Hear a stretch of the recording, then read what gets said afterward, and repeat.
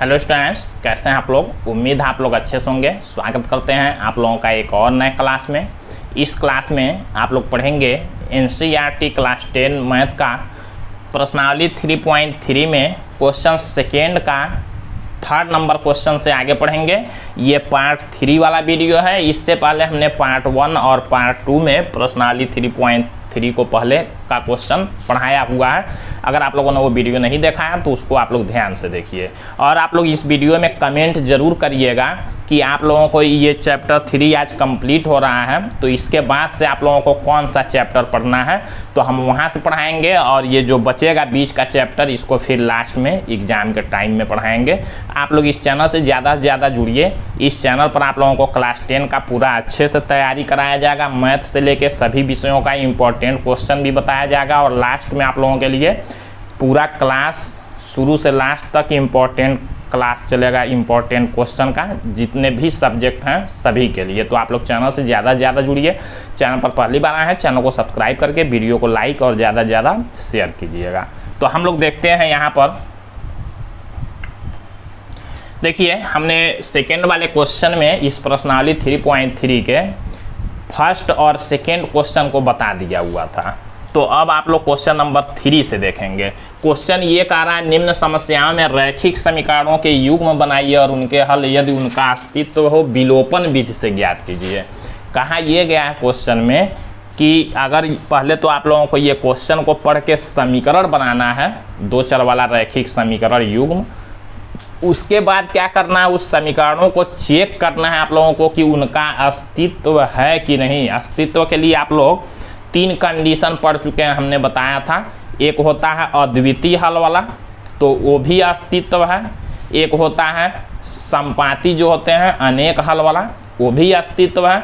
जब कोई हल नहीं होता है, 3rd कंडीशन, तभी हम लोग कहते हैं कि अस्तित्व नहीं है। तो अगर अस्तित्व होगा इसका तो हम लोगों को क्या करना पड़ेगा, इसको विलोपन विधि से हल भी करना पड़ेगा। देखिए कैसे हम लोग करते हैं। क्वेश्चन नंबर 3 में दिया गया 2 अंकों की संख्या के अंकों का योग 9 है। इस संख्या का 9 गुना संख्या के अंकों को पलटने से बनी संख्या का 2 गुना है, वह संख्या ज्ञात कीजिए। अगर आप लोग यूपी बोर्ड में पढ़ाई कर रहे हैं, क्लास 10th में हैं और आप लोगों को 2024-25 में एग्ज़ाम देना है बोर्ड का, तो आप लोग इस चैनल से जुड़े रहिए। सारी बातें आप लोगों को एक चीज़ें बताई जाएंगी, आप लोगों को कहीं कोई दिक्कत नहीं होगा। तो देखिए 2 अंकों की संख्या के अंकों का योग 9 है। 2 कह रहा है कि वह संख्या ज्ञात कीजिए। 2 अंकों की संख्या है। अब आप लोग जानते हैं कोई भी 2 अंकों का संख्या अगर हो तो एक अंक देखिए होता है इकाई इधर से और ये दहाई। तो जब 2 अंकों की संख्या पूछा है, वह संख्या बताइए, तो हम लोगों को 2 चीज जो 2 चर हम लोग मानते हैं वो क्या मानेंगे, इकाई और दहाई। तो हम लोग वही लिखेंगे, माना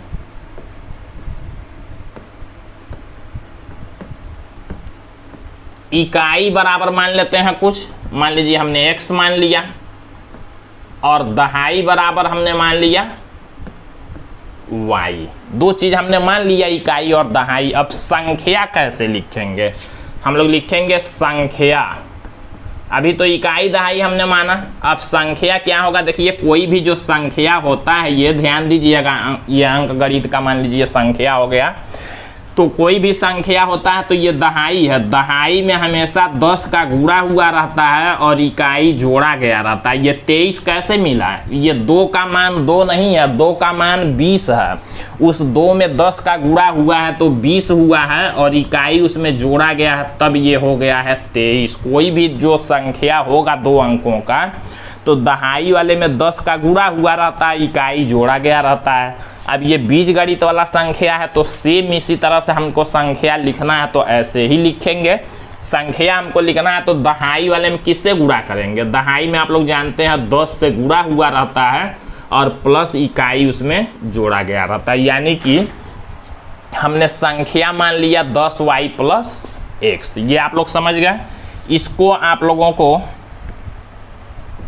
समझने के लिए हमने बताया, इसको नहीं लिखना है। अब देखिए ये संख्या हमने बनाया, आगे कह रहा है संख्या के अंकों को पलटने से बनी संख्या। अब संख्या के अंकों को पलट देंगे तो यहां लिखेंगे संख्या के अंकों को पलटने से बनी संख्या बराबर, अंकों को पलटेंगे तो क्या होगा, ये इकाई वाला दहाई हो जाएगा और दहाई वाला इकाई, यानी कि इकाई वाले में अब 10 का हम लोग गुणा कर देंगे और उसमें प्लस कर देंगे ये दहाई वाला, तो अंकों का स्थान बदल गया। अब इतना हमने तो मान लिया। अब देखिए प्रश्न में जो चीज कहेगा, दो शर्त दिए होंगे, दोनों शर्तों से दो समीकरण आप लोग बनाएंगे। कहा है दो अंकों की संख्या के अंकों का योग 9 है। अब देखिए अंकों का योग कहा है, जैसे मान लीजिए 23 है तो इसमें अंक है 2 और 3, दोनों का अंकों का योग कहने का मतलब 2 + 3। तो देखिए कह रहा है कि संख्या के अंकों का योग 9, अंक क्या क्या है, इकाई और दहाई, दोनों को जोड़ने पर कितना दिया है, 9 है। तो हम लोग पहला शर्त यहाँ लिखते हैं।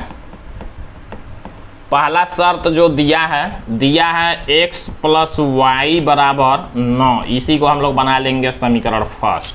और देखिए कहा इस संख्या का 9 गुना, किस संख्या का, यही जो संख्या हमको मिला है इसका कितना गुना, 9 गुना, मतलब इसका 9 से इसमें गुणा कर देंगे, 9 गुणा में 10y + x, ये हमारा दूसरा शर्त हो रहा है, यहाँ लिख लेंगे दूसरा शर्त। अब कहा है इस संख्या का 9 गुना, तो हमने 9 गुना कर दिया इस संख्या का। संख्या के अंकों को पलटने से बनी संख्या, देखिए अंकों को पलटने से बनी संख्या ये है, का 2 गुना है, जो अंकों को पलटने से बनी संख्या है इसका कितना है, 2 गुना है। इतना हम लोगों ने कर लिया। अब इसको थोड़ा सा हल करेंगे तो ये दूसरा समीकरण बन जाएगा। देखिए कैसे, इसको थोड़ा ऊपर हम लोग करते हैं। अब देखिए हल करेंगे, जब 9 का 10y में गुणा करेंगे तो 90y + 9 का x में करेंगे तो 9x बराबर यहाँ 20x और 2 का यहाँ करेंगे तो 2y हो जाएगा। पक्षांतर कर लेते हैं हम लोग। देखिए 9x इधर करेंगे तो 20x में से 9x जब घटाएंगे तो 11x बचेगा यहाँ, और ये 90 वाला इधर करेंगे तो -90y और उसमें +2y घटाएंगे तो माइनस में 88y हो जाएगा, और बराबर में इधर बचेगा 0। ये हो गया। अब इसको थोड़ा सा और हम लोग छोटा कर सकते हैं, 11 दोनों में कॉमन लेके और उधर भेजेंगे, भाग करेगा 0 में, खत्म हो जाएगा। यहाँ बचेगा x और -11 हमने यहाँ से भी कॉमन ले लिया तो 8 बचा, 8y बराबर 0। इसको हम लोग बना लेते हैं समीकरण 2। अब देखिए जब हमने 2 समीकरण बना लिया, इन दोनों समीकरणों को हमको चेक करना है इनका अस्तित्व है कि नहीं। तो अस्तित्व के लिए क्या करेंगे, हम लोग लिखेंगे समीकरण 1 व 2 से, समीकरण 1 व 2 से हम लोग a1 b1 c1 a2 b2 c2 का मान निकालेंगे। हम लोग लिखेंगे a1 बराबर, देखिए यहाँ से x का गुणांक 1 है, y का गुणांक भी a1 हो गया, ये b1 हो जाएगा 1, और c1 लिखेंगे तो ध्यान दीजिएगा 9 इधर करेंगे तो -9 होगा, -9। फिर हम लोग a2 लिख लेते हैं, यहाँ से 1 होगा, b2 लिख लेते हैं -8 होगा, और c2 बराबर नहीं है मतलब 0 होगा। तो देखिए a1/a2 b1/b2 जब करेंगे तो 1/1 1/-8 दोनों बराबर नहीं होगा, तो पहला ही कंडीशन हो गया a1/a2 is not equal b1/b2 हो तो समीकरण का एक हल होता है, और जब हल होने वाला रहेगा तो समीकरण का अस्तित्व है। तो हम लोग लिखेंगे यहाँ, लिखेंगे चूंकि a1/a2 is not equal b1/b2, इसलिए समीकरण का अस्तित्व है, अस्तित्व है। अब देखिए जब अस्तित्व है तो हम लोग क्या करेंगे, दोनों समीकरण आप लोग देख सकते हैं, x प्लस वाई बराबर 9 और x माइनस 8y बराबर 0। तो देख सकते हैं विलोपन विधि से हल करने के लिए x दोनों में बराबर है तो हमको गुणा नहीं करना है, कुछ बराबर नहीं करना है। अगर दोनों समीकरणों को घटा दें तो x कट जाएगा, विलोपन विधि यही है। तो हम लोग वही करेंगे, समीकरण 1 से समीकरण 2 को घटाने पर लिखते हैं। यहाँ लिखेंगे समीकरण 1 से समीकरण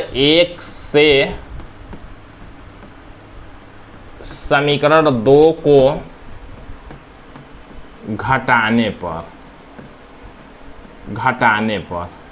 अब समीकरण 1 से समीकरण 2 को घटाएंगे। समीकरण 1 है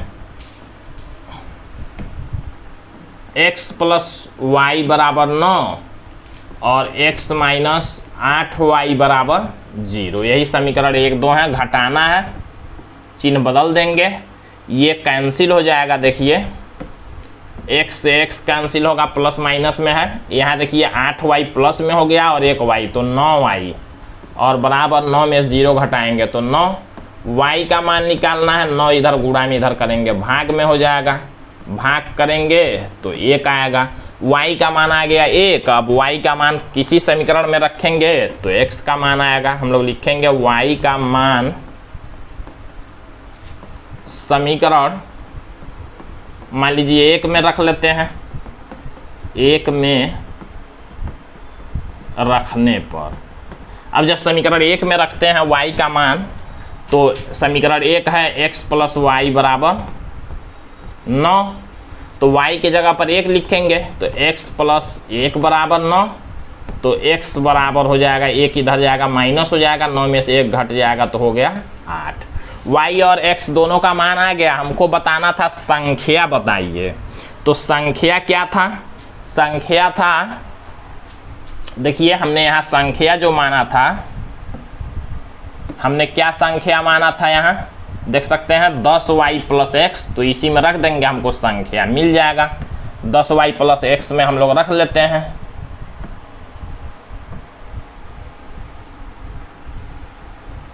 लिखेंगे इसलिए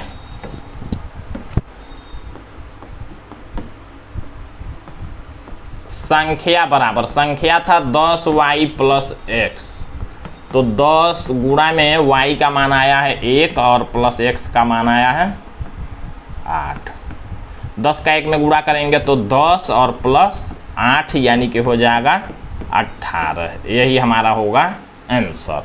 तो इस तरह से आप लोग आसानी इस क्वेश्चन को सॉल्व कर सकते हैं। देखिए आप लोग आंसर चेक भी कर सकते हैं। कहा था 2 अंकों की संख्या के अंकों का योग 9 है। तो देखिए 1 और 8 जोड़ेंगे तो 9 होगा। तो इस तरह से आप लोग क्वेश्चन सॉल्व कर लेंगे। अब हम लोग इसके अगला वाला क्वेश्चन देखते हैं। मीना रुपया 2000 निकालने के लिए एक बैंक गई। उसने खजांची से रुपया 50 तथा रुपया 100 के नोट देने के लिए कहा। मीना ने कुल 25 नोट प्राप्त किए।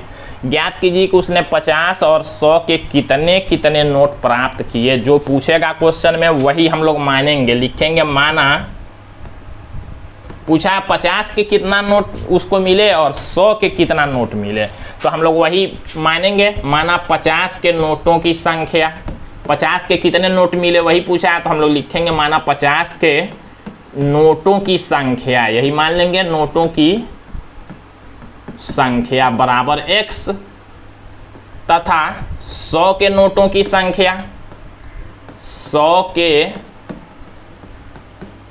नोटों की संख्या बराबर मान लिए y। इधर हम लोगों ने मान लिया। अब बाकी चीज सारा क्वेश्चन में ही दिया गया है। हम लोग प्रश्नानुसार या पहला शर्त और दूसरा शर्त बना लेते हैं। देखिए पहला शर्त देखिए क्या कह रहा है। कह रहा है मीना रुपया 2000 निकालने के लिए बैंक गई। उसने खजांची से 50 तथा 100 के नोट देने के लिए कहा। मीना ने कुल 25 नोट प्राप्त किए। कितना नोट प्राप्त की? 25 नोट। यानी कि 50 के नोट और 100 के नोट मिला के उसको कितना मिले? 25 नोट मिले। 25 नोट प्राप्त किए। अब यही पूछा 50 के उसमें कितने थे और 100 के कितने थे, यही हम लोगों को बताना है।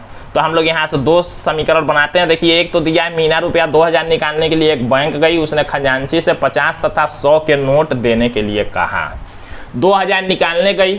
अब 50 के नोट कितने हैं, x हैं, तो हम लोग इसको लिखेंगे कैसे, पहले समीकरण को 50x, 50 के कितने नोट हैं, x हैं, तो 50 का x में गुणा करना पड़ेगा, और प्लस 100 के कितने नोट हैं, y, तो 100y, 50x प्लस 100y बराबर कितना होगा, 2000। 50 और 100 के नोट पूरा मिला के कितने उसको निकालने हैं, 2000, तो 50x प्लस 100y बराबर हो गया कितना, 2000। यहाँ 50 आप लोग कॉमन लेके उधर भेजेंगे तो थोड़ा सा समीकरण छोटा होगा, तो यहाँ बच जाएगा x और प्लस 50 दूना 100 होता है तो 2y। 50 जो यहाँ आप लोग कॉमन लेंगे गुणा में रहेगा, इधर आएगा भाग में होगा, तो 50 से 2000 में आप लोग भाग कर देंगे तो यहाँ हो जाएगा 40। अब ये समीकरण थोड़ा सा देखिए छोटा हो गया, इसको हम लोग बना लेते हैं समीकरण फर्स्ट। दूसरा शर्त हम लोग देखते हैं। अब दूसरा शर्त यहाँ देखिए दिया गया है, देखिए मीना ने कुल 25 नोट प्राप्त किए। कितना नोट प्राप्त की, 25 नोट। अब देखिए 50 के नोटों की संख्या x है, x नोट हैं 50 वाले और y नोट हैं 100 वाले, और टोटल कितने हैं, 25 नोट हैं। यानी कि हम लोग इसको बना सकते हैं x प्लस y। ये 50 के कितने नोट हैं, मान लीजिए 50 के हैं 20 नोट और 100 के हैं 5 नोट, तो 20 प्लस 5 आप लोग करेंगे तभी तो 25 होगा, यानी कि x प्लस y बराबर आप लोग लिखेंगे 25। इसको बना लेंगे समीकरण 2। अब देखिए समीकरण 1 और 2 आ गया, तो यहाँ से हम लोगों को अस्तित्व चेक करना है। अस्तित्व चेक करना आप लोग जान ही गए हैं, a1 b1 c1 और a2 b2 c2 निकालेंगे। लिखेंगे समीकरण 1 व 2 से, समीकरण 1 व 2 से, समीकरण 1 व 2 से हम लोग निकालते हैं। देखिए a1 का मान हो जाएगा 1, b1 का मान हो जाएगा 2 और c1 का मान हो जाएगा, ये इधर करेंगे तो माइनस में 40। फिर a2 का मान 1, b2 का मान 1, c2 का मान माइनस में 25। देख सकते हैं आप लोग a1 अपान a2 1/1 होगा, b1 अपान b2 2/1, दोनों बराबर नहीं हैं, तो यही से हो गया। हम लोग लिखेंगे चूंकि a1 upon a2 is not equal b1 upon b2, इसलिए समीकरण का अस्तित्व है, अस्तित्व है। अब देखिए जब समीकरण का अस्तित्व है तो हम लोगों को विलोपन भी से हल करना है। तो देख सकते हैं x बराबर दिया, हम लोग घटाएं तो कट जाएगा, तो हम लोग घटा लेते हैं दोनों समीकरणों को। लिखेंगे समीकरण 1 से समीकरण 2 को घटाने पर, घटाएंगे तो एक बार लिख लेंगे x प्लस 2y है बराबर में 40 और x प्लस y बराबर है 25। घटाएंगे तो चिन्ह बदलेंगे, ये माइनस ये भी माइनस, ये कैंसिल हो जाएगा। 2y में से एक y घटाएंगे तो होगा y और इक्वल में 40 में से 25 घटाएंगे तो होगा 15। अब y का मान जो आया इसको किसी समीकरण में रख सकते हैं। लिखेंगे y का मान समीकरण 1 में ही रख लेते हैं, 1 में रखने पर देखिए समीकरण 1 यहाँ दिया गया है x plus 2y equal 40,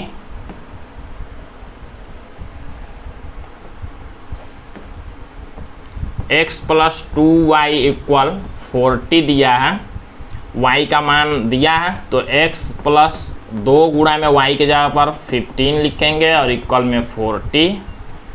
solve करते हैं, 15 दूना 30 होगा, 30 उधर करेंगे माइनस हो जाएगा, यानी कि x इक्वल हो जाएगा 40 माइनस में 30, तो x इक्वल हो जाएगा 10। यानी कि y का मान आया 15, x का मान आया 10। तो हमने क्या माना था उसमें, जो चीज़ क्वेश्चन में पूछा जाएगा वही आप लोगों को लिखना है आंसर में। यहाँ देख सकते हैं आप लोग, हमने 50 के नोटों की संख्या x, 100 के नोटों की संख्या y माना था। तो हम लोग आंसर लिखेंगे तो यही लिखेंगे, कहेंगे इसलिए 50 के नोटों की संख्या बराबर x हमने माना था तो 10 हो जाएगा, तथा 100 के नोटों की संख्या बराबर हमने y माना था तो 15 हो जाएगा। यही हमारा आंसर होगा। तो इस तरह से आप लोग क्वेश्चन सॉल्व करेंगे। अब हम लोग इस प्रश्नावली का लास्ट क्वेश्चन नंबर 5 को देखते हैं। आप लोग कमेंट जरूर करिएगा इस वीडियो में कि आप लोगों को ये चैप्टर के बाद अब कौन सा चैप्टर आप लोगों को पढ़ना है, तो वहीं से कौन सा आपके स्कूल में पढ़ाया जा रहा है तो वहाँ से कंटिन्यू क्लास चलेगा, और बीच का जो चैप्टर बचेगा इसको आप लोग बाद में पढ़ेंगे। तो हम लोग देखते हैं यहाँ, देखिए दिया, किराए पर पुस्तकें देने वाले किसी पुस्तकालय का प्रथम 3 दिनों का एक नियत किराया है तथा उसके बाद प्रत्येक अतिरिक्त दिन का अलग किराया है। सरिता ने 7 दिनों तक एक पुस्तक रखने के लिए रुपया 27 अदा किए, जबकि सुशी ने एक पुस्तक 5 दिनों तक रखने के लिए रुपया 21 अदा किए। नियत किराया तथा प्रत्येक अतिरिक्त दिन का किराया ज्ञात कीजिए। जो क्वेश्चन में पूछेगा वही मान लेंगे। नियत किराया पूछा है तो हम लोग मानेंगे माना नियत किराया बराबर x रुपये तथा प्रत्येक, आगे देखिए पूछा प्रत्येक अतिरिक्त दिन, प्रत्येक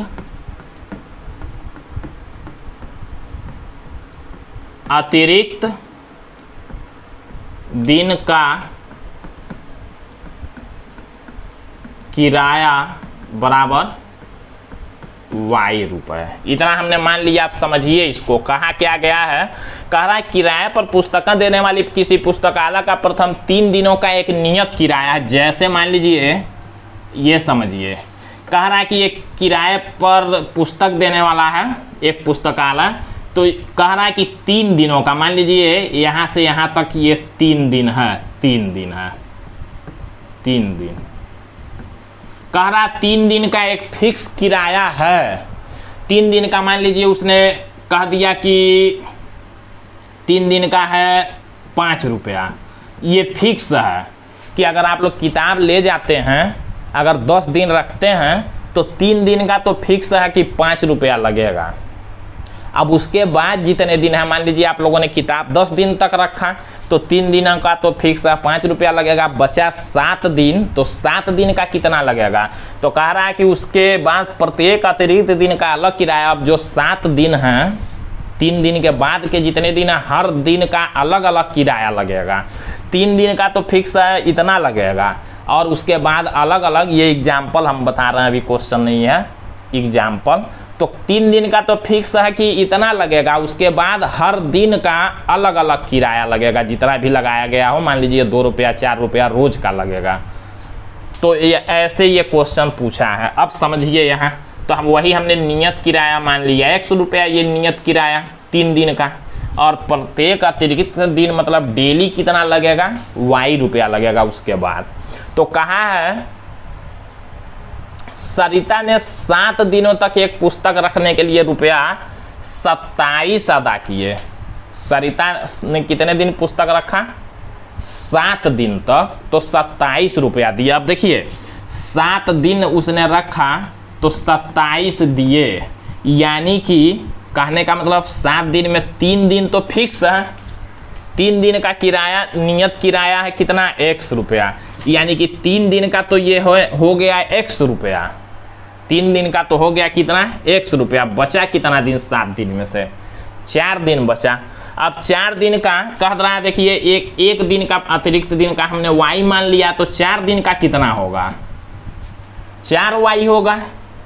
दोनों को प्लस करने पर उसने कितना दिए, 27। तो ऐसे हमारा बन जाएगा समीकरण। ये हमने आप लोगों को समझने के लिए बताया। तो यही काम हम लोगों को करना है। देखिए हम लोग लिखेंगे पहला शर्त से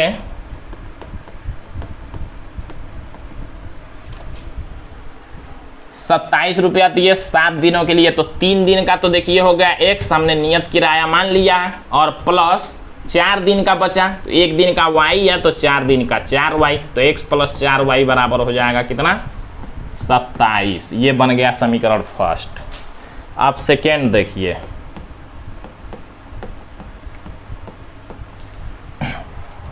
कहा है सुशी ने एक पुस्तक 5 दिनों तक रखने के लिए 21 रुपये अदा किए 5 दिनों के लिए।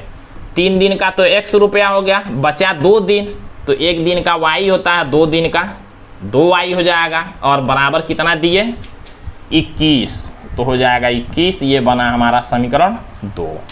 अस्तित्व हमको चेक करना है, लिखेंगे समीकरण 1 व 2 से। समीकरण 1 व 2 से a1 बराबर देखिए हो जाएगा 1, b1 बराबर हो जाएगा 4, c1 बराबर इधर आएगा तो -27, फिर a2 बराबर 1, b2 बराबर +2, और c2 बराबर हो जाएगा इधर आएगा तो -21।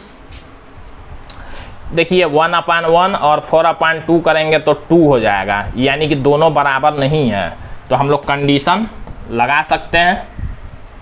हम लोग कहेंगे चूंकि, हम लोग लिखेंगे चूंकि a1/a2 is not equal b1/b2, इसलिए समीकरण का अस्तित्व है। समीकरण का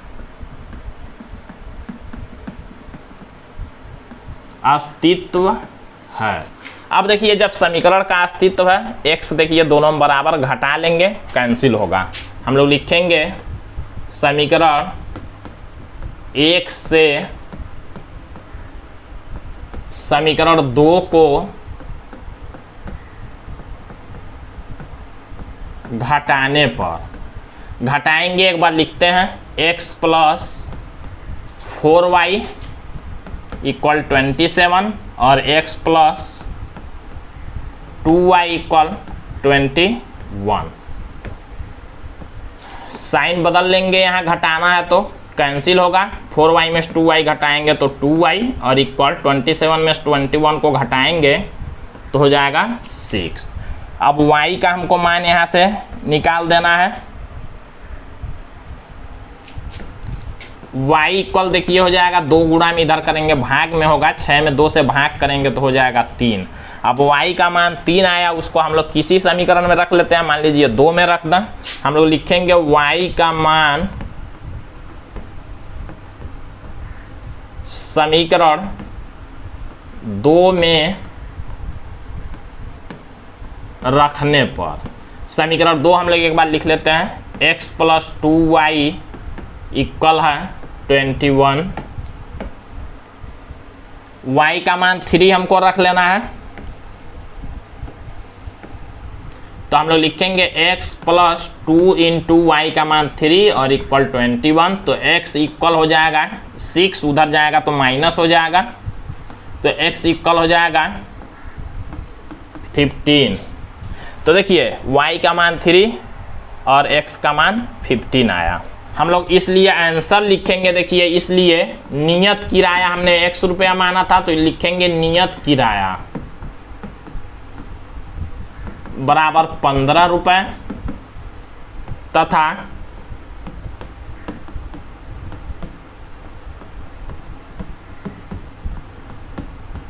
प्रत्येक अतिरिक्त दिन का